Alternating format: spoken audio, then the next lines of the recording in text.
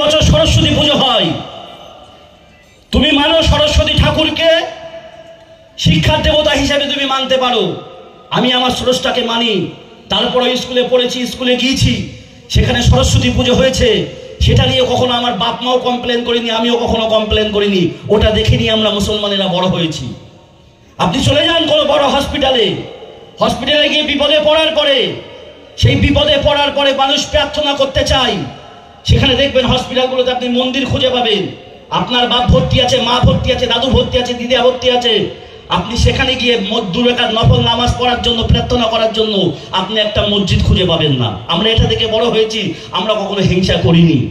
এত কিছু দিয়ে কনসিডার করার পরেও আজকের দিনে কিভাবে 2014 সাল থেকে যখনই এই বিজেপি সরকার এসেছে, এই বিজেপি সরকার এই পার্থক্য খুঁজে বার করছে যে মুসলমানের থেকে হিন্দু নাকি সুরক্ষিত নয়, মুসলমানদের দেখে এই দেশ থেকে দাঁড়াতে হবে, মুসলমানের উপরে বিভিন্ন আইন লাগু করতে হবে, মুসলমানদেরকে কমজোরি করতে হবে, মুসলমানদেরকে চেপে রাখতে হবে, মুসলমানদেরকে বিভিন্ন জায়গা থেকে যেখান থেকে তারা সুবিধা পাচ্ছে সেই সুবিধাগুলো থেকে আটকিয়ে রাখতে হবে।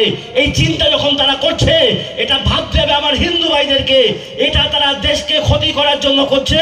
কেন এই দেশকে স্বাধীন করার জন্য শুধু হিন্দুর রক্ত যায়নি, এ দেশকে স্বাধীন করার জন্য হিন্দু যেমন ভাবে রক্ত দিয়েছে, খ্রিস্টানও যেমন ভাবে রক্ত দিয়েছে, জৈন যেমন ভাবে রক্ত দিয়েছে, পাঞ্জাবিও যেভাবে রক্ত দিয়েছে, মুসলমান তার থেকেও কোনো অংশে কম যায়নি। আমার বাপ দাদারাও রক্ত দিয়ে ভারতকে স্বাধীন করেছে, অর্থাৎ এ ভারত আমাদের সকলের ভারত। ঠিক বলছি না ভুল বলছি? ভাই আমার, দোস্তেরা আমার, আমি লম্বা চওড়া বক্তব্য নয়, আপনারা আমাদের হিন্দু ভাইদের কাছে এটা বোঝানোর দরকার। ভাইরে, তুমি আমার প্রতিবেশী, রাতের অন্ধকারে বিপদে পড়লে আমি বাড়ি থেকে গাড়িটা বার করে তোমাকে নিয়ে হসপিটালে যাই, সেই সময় আমি হিন্দু মুসলিম দেখি না। আমি বিপদে পড়লে আমার হিন্দু ভাই ফোন করলে পরে চলে আসে, ভাই তোর কি অসুবিধা, চল, আমাকে নিয়ে সেও হসপিটালে নিয়ে চলে যায়। আমাদের মধ্যে ভালোবাসাটা, ভ্রাতৃত্বটা ছিল 2014 সালের আগ পর্যন্ত আমরা বুঝতে পারিনি। 14 সালের পরে গিয়ে মনে হচ্ছে হ্যাঁ আমি হিন্দু ও মুসলিম। ঠিক বলছি না ভুল বলছি? তাহলে আজকে যারা লাফাচ্ছে সেটা হলো এই বিজেপি সরকার, তার বিরুদ্ধে আমাদের প্রতিবাদ।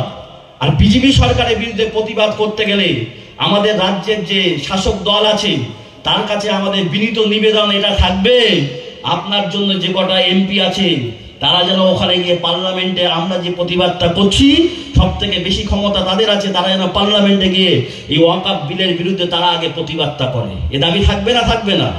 যদি এই দাবি তারা পূরণ করতে পারে আমরা বুঝবো আপনি সংখ্যালঘুদের ভালোবাসছেন, শুধু তো মুখেই শুনছি।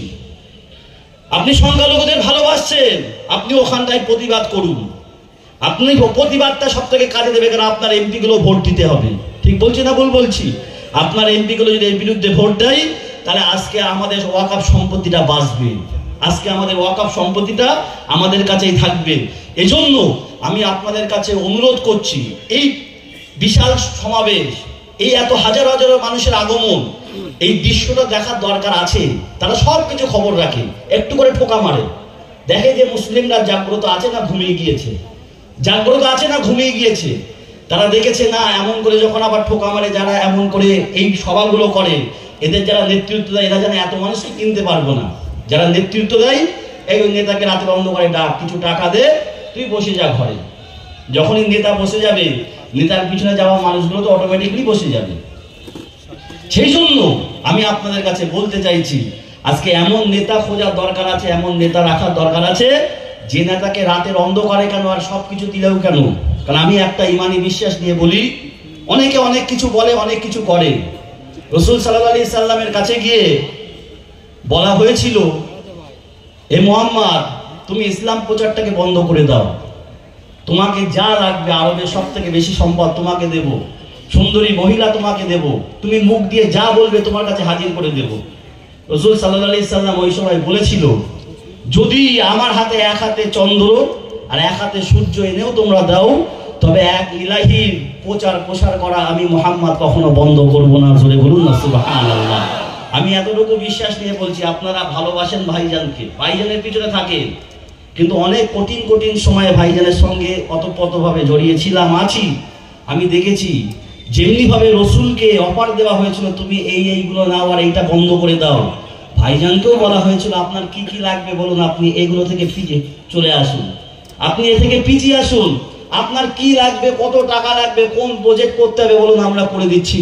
ভাইজান বলেছিল না, আমার যে মানুষগুলো ভালোবেসে আমার পিছনে ঘুরছে, তারা যে আশাই ঘুরছে, আমি তাদের থেকে বঞ্চিত করে কখনো আমি আমার আশা পূরণ করতে পারবো না। ওদের আশাটাই, ওদের ভালোবাসাটাই আমার কাছে সব থেকে বড় জিনিস। অর্থাৎ আমি কখনোর জন্য বিক্রি হব না, সেটা রাতের অন্ধকারে হোক আর দিনে হোক, সেটা কোটি টাকার বিনিময়ে হোক আর 1 টাকার বিনিময়ে হোক। যে ভালোবাসার মানুষগুলো আমার কাছে আছে, এদের যে চিন্তা, এদের যে চাওয়া, এরা যদি সেটা পেয়ে যায়, আমি আব্বাস সিদ্দিকী তাতে খুশি হয়ে যাব।